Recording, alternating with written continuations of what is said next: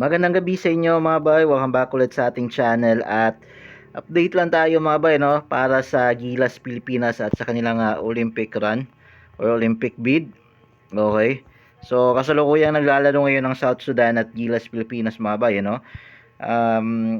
Actually hindi ko na siya tinapos pero obvious na, med tambak na, last 2 minutes yung natitira and obvious na natalo yung Gilas Pilipinas. Pero lumaban yung Gilas mga bay, no, tinambakan sila ng 21 points. Talagang matitinik, grabe din yung ginawa ng South Sudan sa first half mga bay, no, pagdating sa 3-point area. Talagang I think 11 3 points yung 11 or 10 3 points yung nagawa nila sa first half pa lang.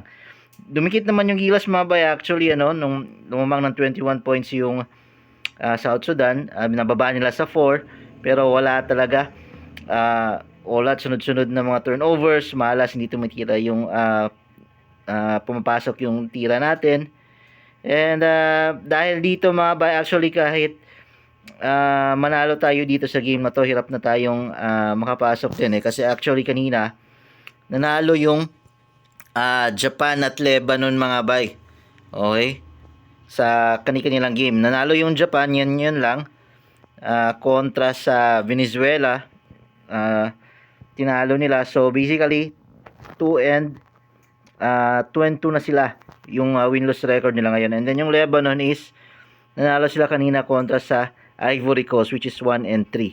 So tayo, babagsak tayo sa talong ito to 0 and 4. So kahit na manalo tayo bukas kontra sa China mga bay, laglag na tayo sa Olympics.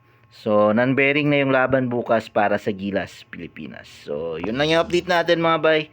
Maraming salamat sa panonood.